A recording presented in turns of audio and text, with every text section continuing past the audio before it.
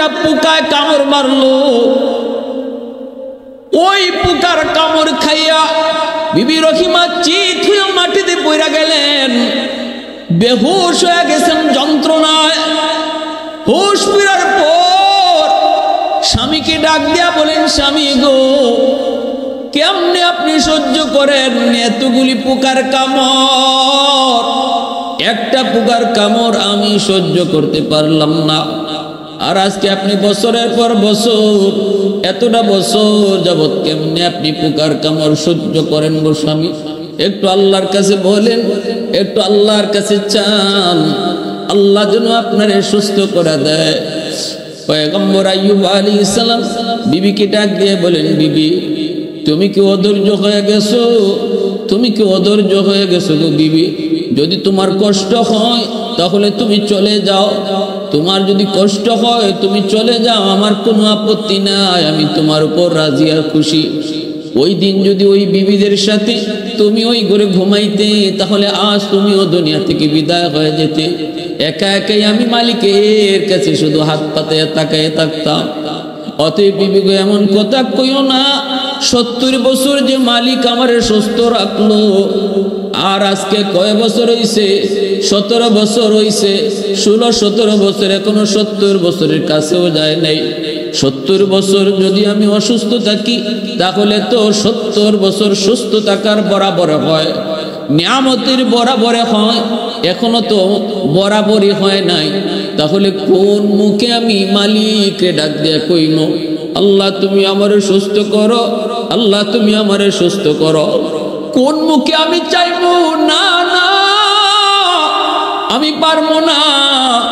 যদি তোমার কষ্ট হয় বিবি গো, তুমি চলে যেতে পারো। সাথে সাথে বিবি রহিমা স্বামীর পা জড়ায় কান্না শুরু করে দিলেন, আর বলতেছেন, স্বামী গো, আমি ভুল করেছি, আমাকে আপনি মাফ করে দেন। আমি আর জীবনে কোনোদিন এমন কথা বলবো না, কোনোদিন এমন কথা আমি বলবো না। এরপরে আল্লাহর বান্দি তিনি বের হয়েছেন এলাকার মধ্যে, বসতির মধ্যে স্বামীর জন্য খানার ব্যবস্থা করবেন। ঘরে ঘরে তালাশ করে কোনো কাম পান না। একজন মহিলা, ইহুদি মহিলার ঘরে গিয়া বললেন, মা তোমার ঘরে কাম আসেনি গো, মা তুমি একটু কাম আমারে দিয়া করাইবানি, বিনিময়ে আমি কিছু পয়সা নিব আমার স্বামীর খাবারের জন্য। ইহুদি মহিলা কয়, আমার ঘরে কোনো কাম নাই, কোনো কাম নাই, লাগবে না। তিনি বলেন, মা দেও না, মা দেও না, আমার স্বামী আল্লাহর পয়গম্বর, অসুস্থ মানুষ, জঙ্গলের মধ্যে একটা ঝুপড়িতে রাইখা আইছি। ইহুদি মহিলায় কয়, দিতে পারি, তবে বিনিময় লাগবে, খাবার দিতে পারবো, বিনিময় স্যার আমি দেই না। কয়, কি বিনিময় চাও? কয়, তোমার মাথার চুলটা অনেক লম্বা, আমাকে কিছু চুল যদি তুমি দাও, তাহলে চুলের বদলা তোমাকে খাবার দিব। বিবি রহিমায় কয়, মা চুল তুমি দাবি কইরো না, না না, কারণ এই চুলটা হলো আমার স্বামীর লাঠি। আমার স্বামী আল্লাহর পয়গম্বর, অসুস্থ মানুষ, হাজত সারার জন্য তিনি যখন উঠতে চান, তখন আমার লম্বা চুলটা দইরা তিনি লাঠি বানাইয়া উঠেন। আমার চুলটা তুমি চাইও না, আমার চুলটা দাবি কইরো না, এই চুলটা হলো আমার স্বামীর লাঠি। ইহুদি মহিলা কয়, আমি এত কিছু বুঝি না, কিছু চুল যদি দাও তাহলে আমি তোমাকে খাবার দেব। বাধ্য হয়ে বিবি রহিমা স্বামীর কথা মনে করে নিজের চুল দিয়া দিলেন। এইদিকে ইহুদি মহিলা কিছু চুল কাইটা রাখলো, আর তিনি খাবার নিয়ে রওনা দিছেন। ইবলিস সাথে সাথে পয়গম্বরের কাছে হাজির হয়ে কয়, মানুষের সুরত ধরে কয়, আইয়ুব, রহিমা যে প্রতিদিন তোমার জন্য খাবার নিয়ে আসে, জানো নি কেমনে আনে? কয়, কেমনে? কয়, মানুষের বাড়িতে চুরি কইরা তোমার জন্য খানা নিয়ে আসে। আইয়ুব আলাইহিস সালাম এতগুলি নিয়ামত, কোন দিক দিয়া কোন নিয়ামতের কমতি নাই। দুনিয়ার সকল নিয়ামত, সব রকমের নিয়ামত আল্লাহ তারে দান করলেন, এরপর আল্লাহর বন্দেগী থেকে গাফেল নন। একদিন ইবলিসে আল্লাহকে ডাক দেয়া কয়, মালিক তোমার আইয়ুব কেন আল্লাহরে ডাকে জানো নি? আল্লাহ তুমি তারে সব দিক দিয়ে প্রাচুর্য দান করেছো, কোনো দিক দিয়ে তার কোনো অভাব নাই। আল্লাহ তারে কোনো বিপদ মুসিবতে ফেলায় দেখো, দেখবা আর তোমারে এইভাবে ডাকে না। সুখে আছে বিদায় তোমারে ডাকে, দুঃখে পড়লে কিন্তু তোমারে ডাকবে না। ও মালিক, পরীক্ষা করে দেখো। আল্লাহ পাক কয় না, অসম্ভব হতেই পারে না। আইয়ুব আমার পয়গম্বর, আমার নবী, সে যে হালতেই থাকুক না কেন আমি আল্লাহকে কখনো ভুলতে পারে না। ইবলিসে কয় আমি মানি না। বিপদে ফেলায় দেখো, বন্দেগি করবো দূরের কথা, নাম নি মনে আছে এটা দেখো, নাম নি তোমার মনে থাকে এটা তুমি দেখো। আল্লাহ পাক কয় ইবলিস তাহলে বুঝি তুই দেখতে চাস? কয় মালিক আমি দেখতে চাই। শুরু হয়ে গেল আল্লাহর পয়গম্বর আইয়ুব আলাইহিস সালামের উপর পরীক্ষা। পরীক্ষা শুধু নয়, পরীক্ষা শুধু নয়, কঠিন কঠিন থেকে কঠিন পরীক্ষা। এমন একটা দুইটা পরীক্ষায় পড়লি আমরা ফেল করতাম, এমন একটা দুইটা পরীক্ষায় করলি আমাদের হুঁশ থাকতো না। প্রথম নম্বর পরীক্ষা হলো আইয়ুব আলাইহিস সালামের যত সহায় সম্পদ ছিল, সম্পদের উপরে একে একে মুসিবতের খবর আসতে লাগলো। একে একে মুসিবতের খবর, অমুক জায়গায় এটা ধ্বংস, অমুক জায়গায় এটা আগুন লাগছে, অমুক জায়গায় এটা ধ্বংস হয়ে গেছে। এইভাবে যত সম্পদ ছিল একে একে সবগুলি সম্পদ ওনার হাতছাড়া হতে লাগলো। যতই বিপদের সংবাদ নবীর কাছে আয়, নবী কিন্তু ভেঙ্গে পড়েন না, বরং মুসিবত বিপদ আসলে পরে আল্লাহ যে দোয়া শিখাইছেন এই দোয়াটাই তিনি পড়ে আল্লাহর শুকরিয়া জ্ঞাপন করেন, বরং আল্লাহর আদেশ এবং আল্লাহর সিদ্ধান্তের উপরেই তিনি রাজি হয়ে যান। আল্লাযীনা ইযা সাবাতুহুম মুসিবা ক্বালু ইন্না লিল্লাহি ওয়া ইন্না ইলাইহি রাজিউন। আল্লাহ পাক বলে যে কোনো মুসিবত তোমাদের উপরে আসুক না কেন, মুসিবতের খবর শোনা মাত্রই তুমি ইন্না লিল্লাহি ওয়া ইন্না ইলাইহি রাজিউন পড়বা। আমরা শুধু মানুষের মৃত্যু সংবাদ শুনলে এই দোয়াটা পড়ি না, না, এই দোয়া শুধু মৃত্যুর সাথেই খাস নয়। যে কোনো মুসিবত, যে কোনো ছোটখাটো মুসিবতে পড়লো, কষ্টে পড়লো, সাথে সাথে এই দোয়াটা পড়া। অর্থ হলো আল্লাহ আমরা তোমারই জন্য, তোমার দিকে সবার যেতে হবে। আজ আমার ভাই, কাল আমি। এইভাবে আল্লাহ পাকের সিদ্ধান্তের উপরে নিজেকে সন্তুষ্ট রাখা।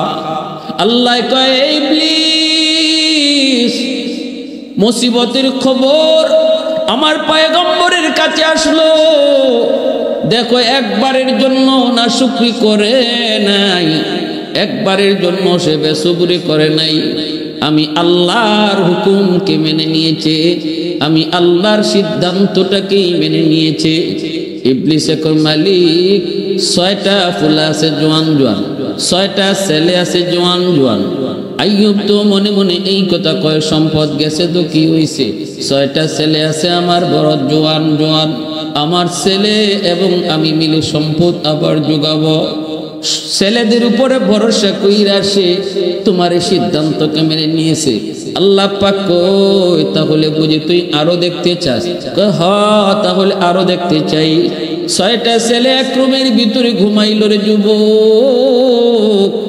রাতের বেলা চাঁদ ভেঙ্গে 6টা যুবক একসাথে এক জায়গায় মারা গেল। মৃত্যুর সংবাদ নবীর কাছে বসলো। নবী আল্লাহ পাকের হুকুম, আল্লাহর সিদ্ধান্ত কি হাসি মুখে মেনে নে। ইন্না লিল্লাহি ওয়া ইন্না ইলাইহি রাজিউন। সন্তান আমার কাছে ছিল আমানত, আল্লাহ তার আমানতকে বুঝায় নিয়ে নিছে। আমি আল্লাহর দেওয়া আমানত আল্লাহকে বুঝায় দিছি। অতএব আমার মনে কোনো ধরনের কষ্ট নাই, আমার মনে কোনো ধরনের কোনো অভিযোগ নাই। বাবা তোমরা যে পথের পথিক, আমি নবী আইয়ুব একই পথের পথিক। সবাই আমরা আল্লাহর জন্য, আমরা একই দিকে রওনা দিব, তার কাছে ফিরে যাব। আল্লাহ কয় ইবলিস শুনছো, শুনছো আমার আইয়ুব কি কয়? ইবলিস কয় মালিক 4 4টা তার সুন্দরী সুন্দরী বিবি আছে। এই 4টা বিবির কারণে সে এখনো ভরসা রাখে। সন্তান মারা গেছে তো কি হইল, বিবি তো আছে। বিবি থাকলে সন্তান তো দুনিয়াতে আবারও আসার সম্ভাবনা আছে। এজন্যই আইয়ুব তোমার এই সিদ্ধান্তকে হাসি মুখে মেনে নিয়েছে। আল্লাহ পাক ইবলিস তাহলে বুঝি তুই আরো দেখতে চাও? ইবলিস কয় আরো দেখতে চাই। আল্লাহ পাকের হুকুম, মালাকুল মউত আজরাইল 4 জন বিবির ভিতরে 3 জন যে রাতে এক জায়গায় ঘুমাইছিল। আর আইয়ুব আলাইহিস সালামের খেদমতে ছিলেন বিবি রহিমা। 4 বিবির ভিতরে 3 বিবি যেই করে ঘুমাইছেন, এই জায়গায় 3 জনের একসাথে মৃত্যু হয়েছে গো। কিন্তু আইয়ুব আলাইহিস সালামের খেদমতে যিনি ছিলেন বিবি রহিমা, আল্লাহর হুকুমে আল্লাহ পাক তারে বাঁচায় রাখলেন। 3 জন বিবির ইন্তেকালের খবর পয়গম্বরের কাছে আসার পরেও তিনি আল্লাহ পাকের নাশুকুর বান্দা নন। তখন তিনি আল্লাহ পাকের সিদ্ধান্তকে মেনে নিয়া ইন্না লিল্লাহি ওয়া ইন্না ইলাইহি রাজিউন এই বইলা আল্লাহ পাকের সিদ্ধান্তকে মেনে নিলেন। আল্লাহর হুকুম থেকে বিন্দু পরিমাণ গাফিল হন না। না না, চিরাচরিত নিয়ম মাফিক জিকির আজকারের রুটিনেও কোনো পরিবর্তন হয় না। বিন্দু পরিমাণ আল্লাহর জিকিরের মধ্যে রুটিনে পরিবর্তন হয় না। আল্লাহ আবারও ডাক দেয়া কয় ইবলিস শুনছনি? ইবলিস কয় হ্যাঁ মালিক শুনছি, তবে আমার মন বলে আইয়ুব আরেকটা জিনিসের উপর এখনো ভরসা করে। কোন জিনিস? কয় সব তো নিয়েছো, কিন্তু এখনো তার শরীরটা সুস্থ, এখনো পরিপূর্ণ সুস্থ রয়েছে। এই সুস্থতার কারণে সে এখনো ভরসা করে। লাগলে সে আরো বিয়ে করবে, এরপরে সন্তান জন্ম দিবে, আবারও তার সহায় সম্পদ ফিরে আনবে। সুস্থতার নিয়ামত তুমি তারে দিয়েছো, এই সুস্থতার বাহাদুরিটা তার ভিতরে এখনো রয়েছে। আল্লাহ কই ইবলিস না না, তুই ভুল বুঝো, আমার পয়গম্বর এমন না। ইবলিসে কয় না, সুস্থতার কারণেই কিন্তু এখনো সে ভরসা করে। আল্লাহ পাক কয় তাহলে বুঝি তুই দেখতে চাও? আল্লাহ পাক কয় তাহলে বুঝি তুই দেখতে চাও? এতগুলা পরীক্ষা আমার পয়গম্বর দিল, প্রতিটা পরীক্ষায় আমার পয়গম্বর পাশ করলো, এরপরও তোর পরীক্ষা নেওয়া বুঝি বাকি? তাহলে দেখ, সুস্থতার নিয়ামতটাও আমি আল্লাহ কেড়ে নিব, তারপরে তুই দেখবি। সুস্থতার নিয়ামত মানুষের জীবনের সবচেয়ে বড় নিয়ামত। সুস্থতার নিয়ামত মূসা আলাইহিস সালামকে আল্লাহ, আমি যদি নবী হইতাম, তুমি যদি খোদা হইতা, কোন জিনিসটা চাইতা? আমি যদি খোদা হইতাম, তুমি যদি বান্দা হইতা, আমার কাছে কি চাইতা? আল্লাহ কয় মূসা এটা তো কখনো হওয়ার না। মূসা নবী কয় মালিক আমিও জানি এটা কখনো হবে না, কিন্তু আমার একটা উদ্দেশ্য আছে। আল্লাহ একটু কও আমি খোদা হইলে তুমি আমার কাছে কি চাইতা? আল্লাহ কই যদি এমন কখনো হয়, এমন কখনো হইতো, তাহলে আমি সুস্থতার নিয়ামত তোমার কাছে চাইতাম। এজন্য সুস্থতা এত বড় নিয়ামত। মূসা নবীর সাথে সাথে আল্লাহ কয় মালিক আমি পেয়ে গেছি, আমি যে উদ্দেশ্যে তোমার কাছে এই প্রশ্ন করেছিলাম, জবাব পেয়ে আমিও তোমার কাছে কি চাইবো এটা পেয়ে গেছি। আল্লাহ তুমি আমাকে সুস্থতার নিয়ামত তুমি দান করো, কারণ সুস্থতার নিয়ামত যার কাছে থাকবে তার নামাজ ভালো লাগবে। সুস্থতার নিয়ামত থাকলে পরে রোজা রাখা সম্ভব হবে। সুস্থতার নিয়ামত থাকলে আল্লাহর জিকির আজকার করতে ভালো লাগবে। সুস্থতার নিয়ামত কত বড় নিয়ামত বুঝে আসে তখন যখন একজন মানুষ অসুস্থ হয়। সুস্থ থাকতে সুস্থতার নিয়ামত কেউ বুঝে না, সুস্থতার কদর কেউ করে না। আল্লাহর নবী কই দুইটা নিয়ামতের ব্যাপারে মানুষ সবচেয়ে বেশি গাফিল হয়। এই দুইটা নিয়ামতের ব্যাপারে সবচেয়ে বেশি গাফিল হয়। যখন এই দুইটা নিয়ামত চলে যায় তখন তারা নিয়ামতের কদর বুঝে। এক হলো আসিহা, 2 নম্বর হলো আল ফারাগা। একটা হলো সুস্থতা আর একটা হলো অবসরতা। যখন মানুষ সুস্থ থাকে তখন সুস্থতার কদর বুঝে না, অসুস্থ হলে কদর বুঝে। আবার যখন মানুষ অবসর থাকে তখন সে অবসর নিয়ামতের কদর বুঝে না, যখন ব্যস্ত হয়ে যায় তখন অবসরতার নিয়ামতের কদর তখন তার বুঝে আসে। আফসোস করে আর কয়, হায় রে, এখন তো নফল বন্দিগি বেশি পারি না, এত কাজে ব্যস্ত হয়ে পড়লাম, এখন তো এত জিকির আজকার পারি না, এত কাজে ব্যস্ত হয়ে পড়লাম, এখন তো এত কোরআন তেলাওয়াত পারি না, এত কাজে ব্যস্ত হয়ে পড়লাম। হায় আফসোস, কিছুদিন আগেও তো আমি এত ব্যস্ত ছিলাম না, তখন তো দৈনিক এক পারা কোরআন পড়তে পারতাম। তখন ওই আফসোসগুলো করে, কিন্তু থাকতে কদর বুঝে না। এজন্যই আইয়ুব আলাইহিস সালামের সুস্থতার উপরে পরীক্ষা শুরু হয়ে গেল। আল্লাহর হুকুমে শরীরের মধ্যে পোকা ধরলো, পোকা সারা শরীর পচতে লাগলো, ছোট ছোট টুসা পড়ে গেল, টুসার ভিতরে পোকা জন্ম নিল, এই দুর্গন্ধ শরীর থেকে বের হতে লাগলো। ঘরের মধ্যে দুর্গন্ধ, কেউ থাকতে পারে না। মানুষেরা কয়, ও আইয়ুব, কেমনে তোমার নিয়ে থাকবো? আইয়ুব আলাইহিস সালামকে রেখে মানুষ আপনজন প্রিয়জন কেউ কাছে থাকলো না, সব দূরে চলে গেল। মানুষেরা কয়, রাহিমা, বাঁচতে যদি চাও তাহলে তুমিও আইয়ুব রে সাইরা চলে যাও। কিন্তু আল্লাহর বান্দি, ও আমার মা বোনেরা শুনো, স্বামীর প্রতি কি পরিমাণ ভালোবাসা ভক্তি!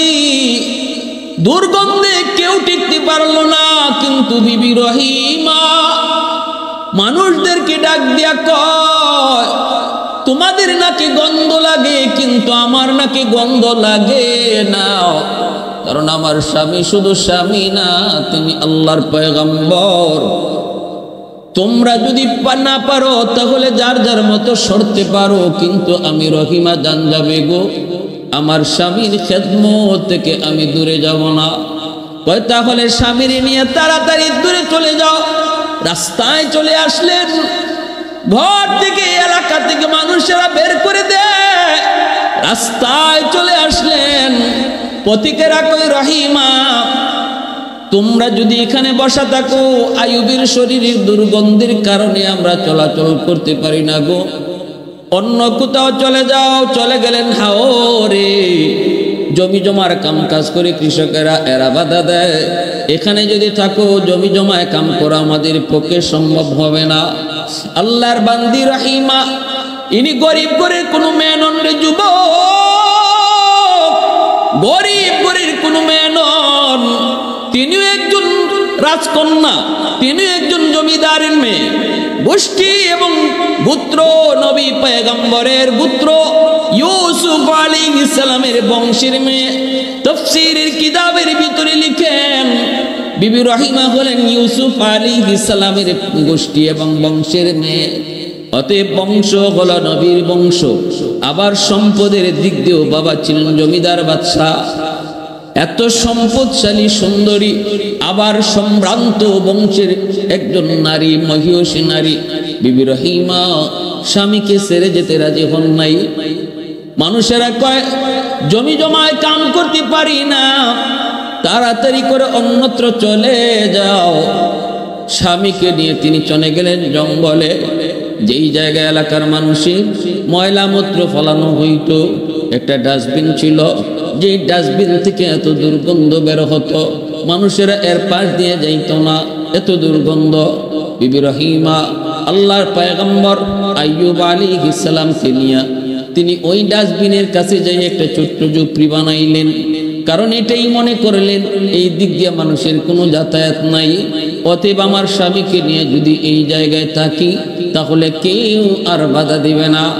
এই জায়গাতেই থাকতে লাগলেন, স্বামীর সেবা করেন, কিন্তু স্বামীর কি খাওয়াবেন, খানার তো প্রয়োজন। তিনি চলে যেতেন সকালবেলা বসতিতে, গ্রামের ভিতরে যায়া তিনি টুকটাক কাম কইরা কিছু খাবার সংগ্রহ কইরা এই খাবার নিয়ে স্বামীকে তিনি খাওয়াইতেন গো। এ আল্লাহর গোলাম স্বামীরে খাওয়াইতেন হালুয়া পাকাইয়া, কিন্তু এই হালুয়া কেমনে খাওয়াইবেন গো? চামচ দিয়ে মুখে দিতে পারেন না, কারণ পুরা মুখটা পুকে খায়া শেষ করে ফেললো, দাঁতের জামিটা পর্যন্ত পুকে খায়া শেষ করে ফেলেছে। চামচ দিয়া যদি খাওয়াইতে যান, চামচটা যদি ওই ক্ষত জায়গার মধ্যে লাগে তাহলে নবী চিৎকার দিয়া উঠে। আঙ্গুল দিয়েও খাওয়াইতে পারেন না, আঙ্গুলের নখটা যদি ক্ষত জায়গার মধ্যে লাগে তাহলে চিৎকার করে উঠেন, চিৎকার দিয়া উঠেন।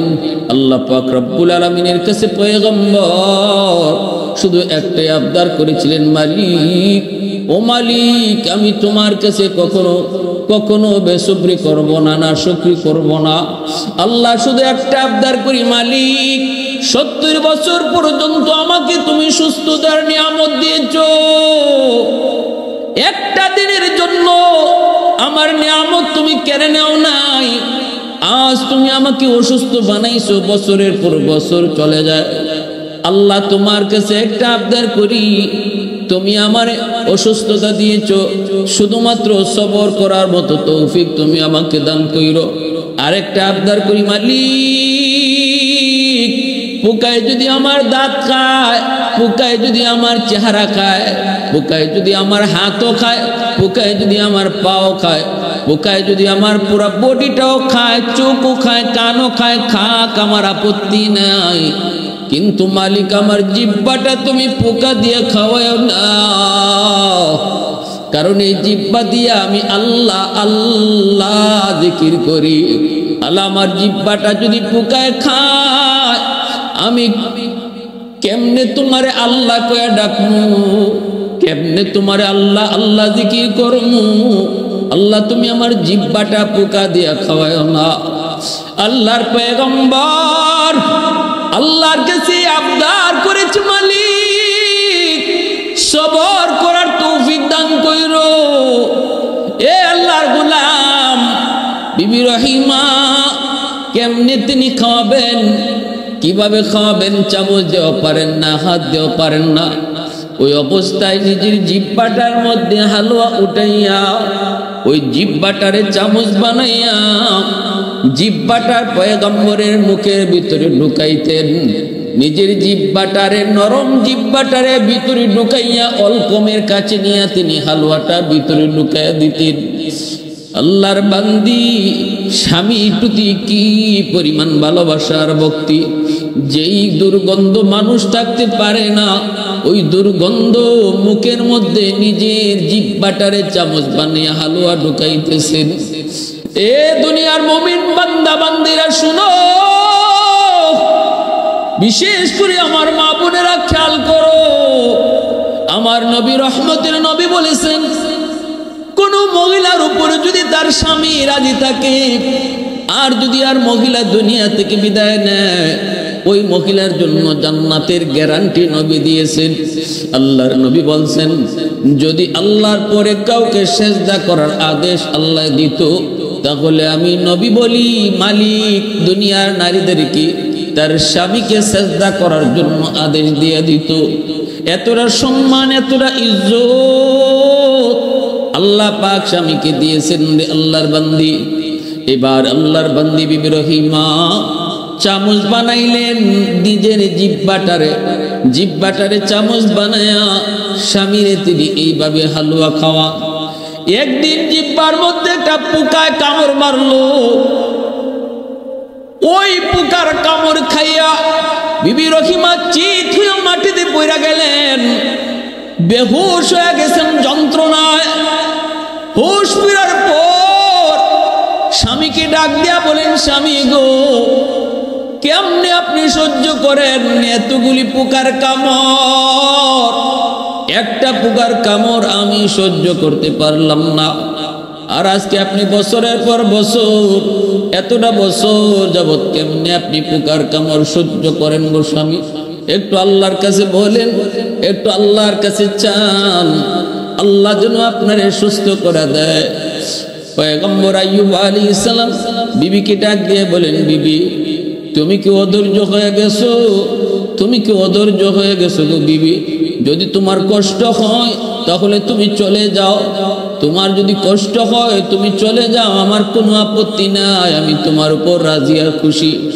ওই দিন যদি ওই বিবিদের সাথে তুমি ওই ঘরে ঘুমাইতে, তাহলে আজ তুমিও দুনিয়া থেকে বিদায় হয়ে যেতে। একা একাই আমি মালিকের কাছে শুধু হাত পাতে তাকায় থাকতাম। অতএব বিবি গো এমন কথা কইও না, 70 বছর যে মালিক আমারে সুস্থ রাখলো, আর আজকে কয় বছর হইছে? 17 বছর হইছে, 16-17 বছর, এখনো 70 বছরের কাছেও যায় নাই। 70 বছর যদি আমি অসুস্থ থাকি তাহলে তো 70 বছর সুস্থ থাকার বরাবর হয়, নিয়ামতের বরাবর হয়, এখনো তো বরাবরই হয় নাই। তাহলে কোন মুখে আমি মালিককে ডাক দিয়ে কইনো আল্লাহ তুমি আমারে সুস্থ করো, আল্লাহ তুমি আমারে সুস্থ করো? কোন মুখে আমি চাইবো না না আমি পারবো না। যদি তোমার কষ্ট হয় বিবি গো তুমি চলে যেতে পারো। সাথে সাথে বিবি রহিমা স্বামীর পা জড়ায় কান্না শুরু করে দিলেন আর বলতেছেন স্বামী গো আমি ভুল করেছি, আমাকে আপনি মাফ করে দেন, আমি আর জীবনে কোনোদিন এমন কথা বলবো না, কোনোদিন এমন কথা আমি বলবো না। এরপরে আল্লাহর বান্দি তিনি বের হয়েছেন এলাকার মধ্যে, বসতির মধ্যে স্বামীর জন্য খানার ব্যবস্থা করবেন। ঘরে ঘরে তালাশ করে কোনো কাম পান না।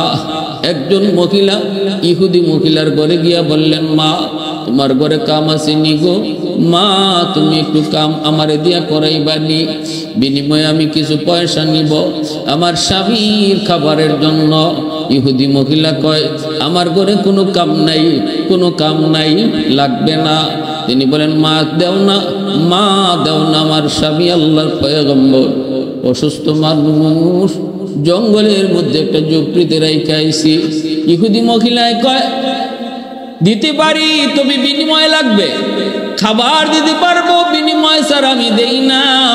কয় কি বিনিময় চাও? কয় তোমার মাথার চুলটা অনেক লম্বা, আমাকে কিছু চুল যদি তুমি দাও তাহলে চুলের বদলা তোমাকে খাবার দিব। বিবি রহিমায় কয় মা চুল তুমি দাবি কইরো না, না না, কারণ এই চুলটা হলো আমার স্বামীর লাঠি। আমার স্বামী আল্লাহর পয়গম্বর, অসুস্থ মানুষ, হাজত সারার জন্য তিনি যখন উঠতে চান তখন আমার লম্বা চুলটা দইরা তিনি লাঠি বানাইয়া উঠেন। আমার চুলটা তুমি চাইও না, আমার চুলটা দাবি কইরো না, এই চুলটা হলো আমার স্বামীর লাঠি। ইহুদি মহিলা কয় আমি এত কিছু বুঝি না, কিছু চুল যদি দাও তাহলে আমি তোমাকে খাবার দেব। বাধ্য হয়ে বিবি রহিমা স্বামীর কথা মনে করে নিজের চুল দিয়া দিলেন। এইদিকে ইহুদি মহিলা কিছু চুল কাইটা রাখলো আর তিনি খাবার নিয়ে রওনা দিছেন। ইবলিস সাথে সাথে পয়গম্বরের কাছে হাজির হয়ে কয় মানুষের সুরত ধরে কয় আইয়ুব রহিমা যে প্রতিদিন তোমার জন্য খাবার নিয়ে আসে জানো নি কেমনে আনে? কয় কেমনে? কয় মানুষের বাড়িতে চুরি কইরা তোমার জন্য খানা নিয়ে আসবার অসম্ভব, আমার বিবি এমন হতেই পারে না, কারণ সে শুধু বিবি নয় সেও পয়গম্বরের বংশের, সে শুধু বিবি নয় সেও পয়গম্বরের বংশের। অতএব পয়গম্বরী রক্ত যার দেখে আসি সে কখনো চোর হতে পারে না।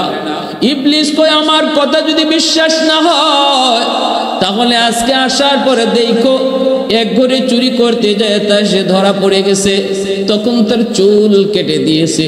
যদি চুল কাটা পাও তাহলে তুমি বুঝবা সে চুরির ধরা পড়ছে। তোমার কাছে মিথ্যা বলবে, কিন্তু আমি যা বলতেছি তাই ঠিক। আল্লাহর পয়গম্বরের কথা শুই না বড় কষ্ট পেলেন দিলের মধ্যে, সাথে সাথে কসম করে বসলেন যদি আমি সত্যি রহিমার চুল কাটা পাই তাহলে আমি তারে 100টা বেত মারব এবং আর তারে আমি বিবি হিসাবে রাখবো না।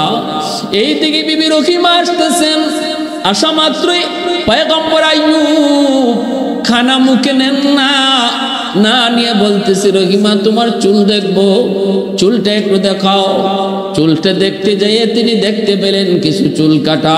পয়গম্বর তো রাগান্বিত হয়ে গেলেন, গুসায় ফেটে যাচ্ছেন, সাথে সাথে বলতেছে বিবি গো তোমার খানা আমার লাগবে না, তুমি চলে যাও, চলে যাও। তুমি আমার জন্য খানা আনতে গিয়া বুঝি মানুষের বাড়িতে চুরি করো? চুরি করা মাল আমি খাই না, হারাম মাল কখনো ইমানদার মুমিন হারাম খায় না, হারাম খাইতে পারে না, হারামের ভিতরে কখনো আরাম হয় না। আল্লাহ পাক রব্বুল আলামিন হালাল জিনিসটাকে আমাদের জন্য আল্লাহ পাক রিজিক হিসেবে রাখছেন। হারাম কখনো মুমিন ইমানদারের রিজিক হতে পারে না। যাও তুমি চলে যাও, তুমি চলে যাও, তোমার কান আমি খাবো না। বিবি রহিমা হাউমা করে কান্না শুরু করে দেন। স্বামীর পা জড়া কই, স্বামী গো কসম খুদার, আমি চুরি করি নাই, আমি চোর না গো স্বামী, চোর না। আমি খানা পাই না কোথাও। একজন মহিলা আমার চুল কাটার শর্ত দিয়ে আমাকে কিছু খানা দিয়েছে। আমি যতই বলেছি চুলটা চাইও না, সে আর কোনো কিছুই মানে না। আমি শুধু আপনার কথা খেয়াল করে, আপনার কষ্টের কথা খেয়াল করে আমি আমার চুলটা দিয়েছি, তার বিনিময়ে আমি কিছু খানা নিয়ে এসেছি। কিন্তু আইয়ুব আলাইহিস সালাম তিনি কেমনে বিশ্বাস করবেন?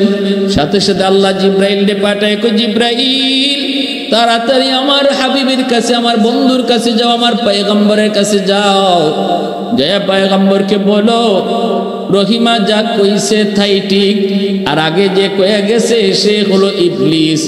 আর আমার পয়গম্বরে কইও 100টা বেত মারার যে কসম করেছিল, এই কসম পুরা করার জন্য 100টা ছোট ছোট কঞ্চি হাতে নিয়ে একবার শুধু রহিমার গায়ে আঘাত করত, কসম পুরা হয়ে যাবে।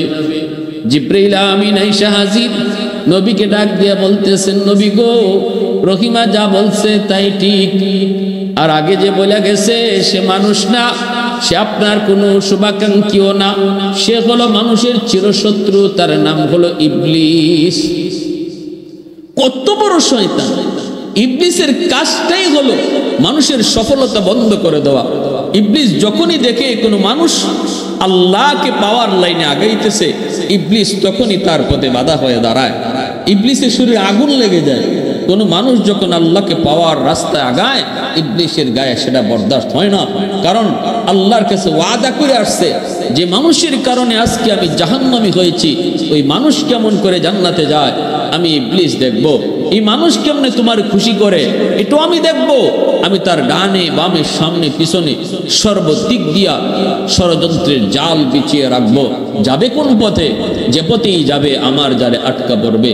কিন্তু আল্লাহ বলে ইল্লা ইবাদাকা মিনহুমুল মুখলাসিন, আমার মুখলিস বান্দা যারা, তাদের বিন্দু পরিমাণও ক্ষতি করতে পারবি না। যারা আমি আল্লাহকে ভয় করে, যারা আমাকে সাথে নিয়ে চলে, তার কোনো ক্ষতি তুই করতে পারবি না। ইমানদার মুমিন ভালো করে মনে রেখো, আল্লাহ রিজিক যা আমাদের জন্য আল্লাহ পাক হালাল রিজিকের ব্যবস্থা করেছেন, হারাম থেকে দূরে থাকতে বলেছেন। হালালের ভিতরে আল্লাহ পাক শান্তি রাখছেন, আর হারামের ভিতরে অশান্তি রাখছেন। সুদ খাওয়া হারাম, ঘুষ খাওয়া হারাম, চিটারি বাটপারি করা হারাম, অন্যের মাল ভক্ষণ করা হারাম। করতে পারো, আনতে পারো, শান্তি পাবা না। শান্তি দেওয়ার মালিক আল্লাহ, টাকায় শান্তি আসে না, সম্পদের ভিতরে শান্তি না। শান্তির মালিক আল্লাহ, এর চাবিও আল্লাহর হাতে। আল্লাহ যদি শান্তি দেয় তাহলেই শান্তি মিলে, আর আল্লাহ যদি শান্তি না দেয়, কোটি কোটি টাকার মালিক হয়েও শান্তি নামক নিয়ামতের দেখা পাবে না। এটা আল্লাহর হাতে। শান্তি যদি কিনতেই পাওয়া যাইত তাহলে দুনিয়াতে গরিব শান্তির কোনো বাগই পাইতো না। সব ধনীরা শান্তি কিনে লই আইতো টাকা দিয়া। টাকা পয়সা তো সব শান্তির জন্য। এই শান্তি যদি না পাইলে তো টাকা দিয়ে কি হইতো? টাকা দিয়ে শান্তি কিনে নিয়ে আসতো। কিন্তু না, আল্লাহ পাক এটা তার হাতেই রাখছেন। দেখবেন গরিব আরামে ঘুমায়, আর কোটিপতি ঘুমের ট্যাবলেট খাইয়েও ঘুম ধরে না। গরিব আরামে ঘুমায়, রিক্সাওয়ালা রিক্সা থামায়া হাতটারে বালিশ বানায় ঘুমায় যায়, আর কোটি কোটি টাকার মালিক মকমলের বিছানায় এসি রুম, এরপরও ঘুম আসে না। আমার ভাইয়েরা, বন্ধুরা, যুবক, এরপরে জিব্রাইল আমিন নবীকে একটা সালাম দিলেন। আল্লাহর পয়গম্বর তিনি সালামের জবাব দিতে একটু দেরি করলেন। আল্লাহ রাব্বুল আলামিন জিব্রাইলকে জানাইছে, জিব্রাইল, আমার পয়গম্বর আইয়ুব পরীক্ষায় উত্তীর্ণ হয়ে গেছে। 70 বছর পর্যন্ত যদি আমি তারে অসুস্থ রাখি, সে সাফ সাফ জানাই দিছে, এর ভিতরেও সে একবারও সে না সবুর হবে না, বেসবুর হবে না। এরপরে সে আমার কাছে হয়তো সুস্থতার নিয়ামত আবদার করবে, সমানে সমানে গেলে। অতএব আমার আইয়ুবের পরীক্ষায় পাস। ইবলিস, এবার তুই কি করব? ইবলিসে কয়, মালিক আমারও বুঝ হয়ে গেছে, ফেরেশতারা কয় মালিক আর পরীক্ষা লাগবে না। আইয়ুব নবী